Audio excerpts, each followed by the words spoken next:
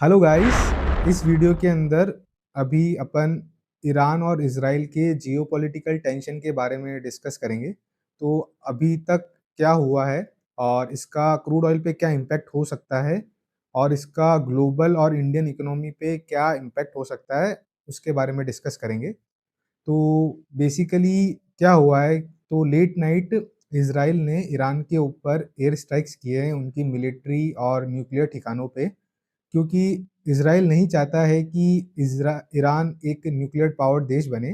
उस चीज़ को रोकने के लिए इज़राइल ने एयर स्ट्राइक्स किए हैं उनके ठिकानों पे।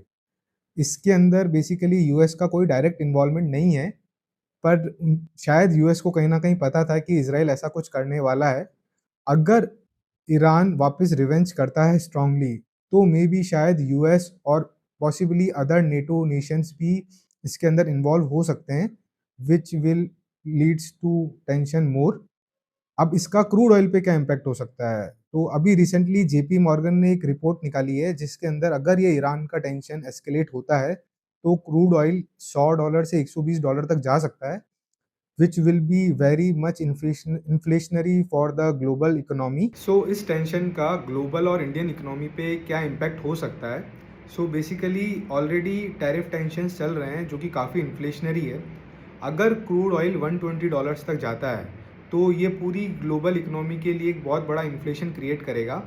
Already global economy slow down में चल रही है और इस हाई इन्फ्लेशन एनवायरनमेंट में it is very difficult for Feds and other central banks to cut rate.